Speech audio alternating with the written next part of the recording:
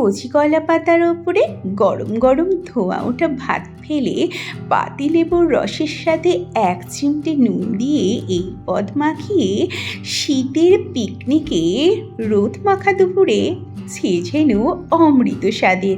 আর এই অমৃত স্বাদ ভাগ করে নিতে এলাম আজ তোমাদের সাথে। তার জন্য রাফ করে কেটে নেওয়া রয়েছে পেঁয়াজ, শিলে বাটা লঙ্কা, শিলে বাটাই লাগবে, আদা আর রসুন বাটাও রয়েছে, আর ডুমো ডুমো করে আলু কেটে নিয়েছি। তোমরা একটু বড় ছোট করেই নিতে পারো, নতুন আলু হলে স্বাদটা আরও ভালো হয়। হ্যাঁ, এই হলো চাট।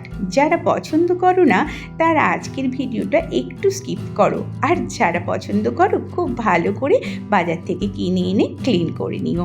সর্ষের তেল দিয়ে দিলাম কড়ার মধ্যে। হ্যাঁ, সর্ষের তেলেই কিন্তু রান্নাটা হবে। আলুগুলো ছেড়ে দিয়ে নুন আর হলুদ দিয়ে দেব, যাতে খুব ভালো করে কষানো হয়ে যায় তাড়াতাড়ি, আর সাথে সেদ্ধও হয়ে যায়। By the way, hello everyone, আমি শ্রাবন্তী। আমার হেসেলে তোমাদের আবারও ওয়েলকাম। দেখতে পাচ্ছ আলুটা কিন্তু প্রায় সেদ্ধই হয়ে গেছে, আর একটু লালচে করে ভেজে তারপর এটাকে আমি তুলে নিচ্ছি। বাই দ্য ওয়ে, তোমরা কে মুরগির স্কিন খেতে বা ছাট খেতে পছন্দ করো আর কে করো না কমেন্টে জানিয়ে দিও। আর আমার রেসিপিটা ভালো লাগলে সেটাও কিন্তু কমেন্ট করে অবশ্যই জানিও। ভালো লাগলে লাইক শেয়ার করতে কিন্তু ভুলবে না। ফলো করো আর সাবস্ক্রাইবও করো, যে যেখান থেকেই দেখছো না কেন। তো তেলের মধ্যে আমি চিনিটা ক্যারামেল করে তারপর তেজপাতা ফোড়ন দিয়ে দিলাম। তারপর রসুন বাটা দিয়ে লো টু মিডিয়াম আঁচে খুব ভালো করে কষিয়ে নিতে হবে, একদম লাল লাল রং ধরিয়ে ক্রাঞ্চি করে।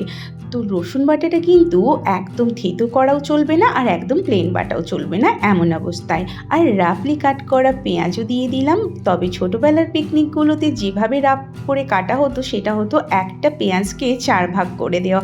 সেটা কষিয়ে যখন শেষ পর্যন্ত রান্নাটা শেষ হতো, তার যে টেস্ট সত্যি সে যেন অমৃত।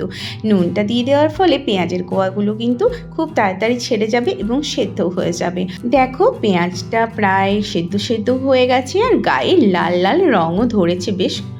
এবার দিয়ে দিচ্ছি বেটে রাখা লঙ্কা। আমি এটা শিলে বেটে নিয়েছি, তোমরা যদি পারো তো খুবই ভালো হয় শিলে বাটা লঙ্কা দিয়ে করলে, তা না হলে গুঁড়ো লঙ্কাতেও তোমরা বানাতে পারো বা মিক্সিতেও তোমরা বেটে নিতে পারো। বাট শিলে বাটা লঙ্কার যে টেস্ট সেটা কিন্তু একদম অমৃত স্বাদের হয়। তো কন্টিনিউ নাড়াতে নাড়াতে লো টু মিডিয়াম ফ্লেমে খুব ভালো করে আমি কষিয়ে নিচ্ছি, যাতে ঝালটা কিন্তু একদম মরে যায়। ঝাল কিন্তু একদমই লাগবে না, যে পরিমাণ কালার তৈরি হবে। এবার দিয়ে দিচ্ছি পরিমাণ মতো হলুদটা দিয়ে আমি কষাবো না খুব বেশি বা ভাজা ভাজা করবো না, ফ্লেমটাকে একদম লো রেখেছি আর জাস্ট মিশিয়ে নিচ্ছি। তারপর এখানে অ্যাড করছি বেটে রাখা আদা দিয়েও আমি কিন্তু খুব বেশি কষাবো না বা ভাজা ভাজা করবো না। হলুদ এবং আদা যদি খুব বেশি ভেজে ফেলি তাহলে তেতো এবং স্বাদটা তো তেতো আসবেই, সাথে কালারটাও কিন্তু অনেকটা খারাপ এসে যাবে। তো এইভাবে আমি জল দিয়ে দিয়ে একদম মলমের মতো গ্রেভি তৈরি করে ফেলবো। দেখো ঢেকে দিলাম, এটা ফার্স্ট টাইম ঢাকলাম, তারপর তোমাদের ঢেকে দেখাবো একদম 4th টাইমে। এভাবে আমি 4 থেকে 5 বার বা 4 বার তোমরা এভাবে জল দিয়ে দিয়ে কষিয়ে দিও। দেখো কি সুন্দর একটা মলমের মতো গ্রেভি তৈরি হবে, তোমরা দেখতেই পাচ্ছ। আবারও ঢেকে দিচ্ছি এটাকে লাস্ট টাইম, কারণ তোমাদের যদি প্রত্যেকটা ঢাকনা দেওয়া দেখাতে থাকি তাহলে ভিডিওটা অনেক বেশি লং হয়ে যাবে। দেখতে পাচ্ছ তেল ছেড়ে দিয়েছে চারিদিক দিয়ে।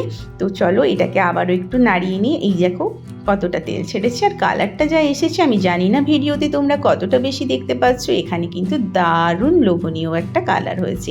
এবার মলম মাখানোর জন্য আমি দিয়ে দিলাম মুরগির স্কিন বা ছাটগুলো। এবারে এভাবেই কিন্তু আমি কষিয়ে কষিয়ে ঢেকে ঢেকে রান্না করব। তো সবটা দেখানো সম্ভব নয়, আমি ফার্স্ট টাইম আর লাস্ট টাইমই তোমাদের দেখাচ্ছি। এই রান্নাটায় আর আমি জলের ব্যবহার করব না, এভাবে কষাতে কষাতেই কিন্তু রান্নাটা কমপ্লিট হয়ে যাবে। এবার বলি হলুদ আর আদা পরপর দেওয়ার কারণ, একসাথেই তো দিতে পারতাম না। এভাবে পরপর মশলা কষানোর যে টেস্ট সেটা তোমরা একবার ট্রাই করে দেখো, দুর্দান্ত হয় এভাবে বানালে। আর এটাই হলো রান্নার টিপস অ্যান্ড ট্রিক্স আজকের, কারণ আগেকার দিনের মানুষেরা এইভাবে রান্না করতো ধৈর্য ধরে বলে কিন্তু তাদের রান্নার টেস্টই আলাদা হতো। এবার আলুগুলো দিয়ে দিলাম, আলুগুলো দিয়ে মোটামুটি 5 মিনিট মতো নাড়িয়ে চাড়িয়ে কষিয়ে তারপর আমি 5 মিনিট মতো ঢেকে দিচ্ছি। এরপর 5 মিনিট পর খুলে দেখো, উফ কি হয়েছে, আমার তো ভয়েস ওভার দিতে দিতে আবারও একবার জল চলে এলো জিভে। যাই হোক, রান্নাটা কিন্তু হয়ে গেছে, দেখতেই পাচ্ছ।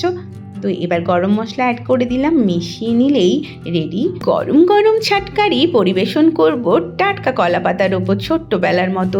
আর এই গরম গরম কারি কলা পাতার ওপর দিলে আরও এর টেস্ট দ্বিগুণ হয়ে যায়। ছোটবেলায় দাদা দিদিরা যতই আমাদের বড় বড় মাংসের পিস দিক না কেন, এক টুকরো ছাট পাওয়ার আনন্দ আমাদের কাছে অনেক বেশি ছিল তার থেকে। তোমরা যারা ছাট খেতে পছন্দ করো, একবার আমার মতো করে অবশ্যই ট্রাই করো। পাশে থেকো, সাথে থেকো, আবার দেখা হচ্ছে নেক্সট রেসিপিতে। Tata tata.